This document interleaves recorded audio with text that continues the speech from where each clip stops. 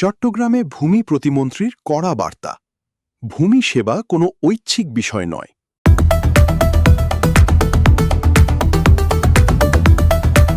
সেবা প্রদান হল একটি মনস্তাত্ত্বিক বিষয়, এটি কোনো ঐচ্ছিক বিষয় নয় বলে মন্তব্য করেছেন ভূমি ও পার্বত্য চট্টগ্রাম বিষয়ক প্রতিমন্ত্রী ব্যারিস্টার মীর মোহাম্মদ হেলাল উদ্দিন এমপি।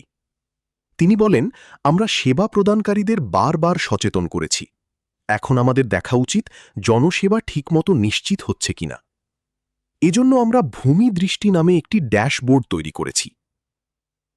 ২১ মে চট্টগ্রাম সার্কিট হাউস প্রাঙ্গণে চট্টগ্রাম বিভাগীয় ও জেলা প্রশাসনের যৌথ আয়োজনে অনুষ্ঠিত ৩ দিনব্যাপী ভূমি সেবা মেলা ২০২৬-এর সমাপনী ও পুরস্কার বিতরণ অনুষ্ঠানে প্রধান অতিথির বক্তব্যে তিনি এসব কথা বলেন।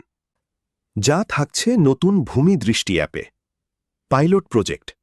প্রাথমিক পর্যায়ে ঢাকা, নারায়ণগঞ্জ ও গাজীপুর জেলায় এই ট্র্যাকিং সিস্টেম চালু হবে। Digital monitoring. ভূমি অফিসের সীমানায় দায়িত্বশীল কর্মকর্তা মোবাইল নিয়ে প্রবেশ করলেই অ্যাপে সবুজ সংকেত জ্বলবে এবং এলাকা ত্যাগ করলে লাল বাতি জ্বলবে। এর মাধ্যমে কর্মকর্তাদের উপস্থিতি ও কাজের স্বচ্ছতা নিশ্চিত করা হবে। প্রতিমন্ত্রী ব্যারিস্টার মীর হেলাল উদ্দিন এমপি জানান, মাননীয় প্রধানমন্ত্রী তারেক রহমানের সর্বাত্মক চেষ্টা হচ্ছে সুবিধাবঞ্চিতদের জীবনমান উন্নয়ন। প্রান্তিক পর্যায়ে ভূমি মন্ত্রণালয়ের দুর্নীতি কমিয়ে দ্রুত জনসেবা নিশ্চিত করতে কাজ চলছে। তিনি আরও জানান, কৃষিজমি, বনের জমি ও জলাশয় কোনো সম্পদই বিনষ্ট হতে দেওয়া হবে না। রিজার্ভ ফরেস্ট রক্ষা এবং ভূমি মামলা কমাতে ডিজিটাল ল্যান্ড জোনিং সিস্টেম চালুর উদ্যোগ নেওয়া হয়েছে। তিনি আরও যোগ করেন, বর্তমানে দেশের ১৯৩টি ভূমি সেবা সহায়তা কেন্দ্রের মাধ্যমে প্রান্তিক মানুষ নামমাত্র ফিতে অনলাইন সেবা পাচ্ছেন। লেনদেন হচ্ছে পেমেন্টে। গুটি কয়েক অসাধু মানুষের জন্য পুরো ভূমি ব্যবস্থাপনার বদনাম হতে দেওয়া হবে না।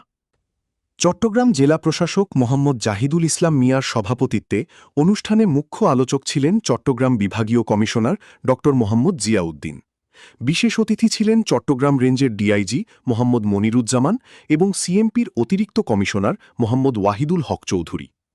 জনবান্ধব অটোমেটেড ভূমি ব্যবস্থাপনা, সুরক্ষিত ভূমি, সমৃদ্ধ ভবিষ্যৎ, এই প্রতিপাদ্যে আয়োজিত মেলার সমাপনীতে প্রতিমন্ত্রী ১০ জন ভূমিহীনকে কৃষিখাস জমি বন্দোবস্তের কবুলিয়ত এবং কুইজ প্রতিযোগিতার বিজয়ীদের মাঝে পুরস্কার তুলে দেন।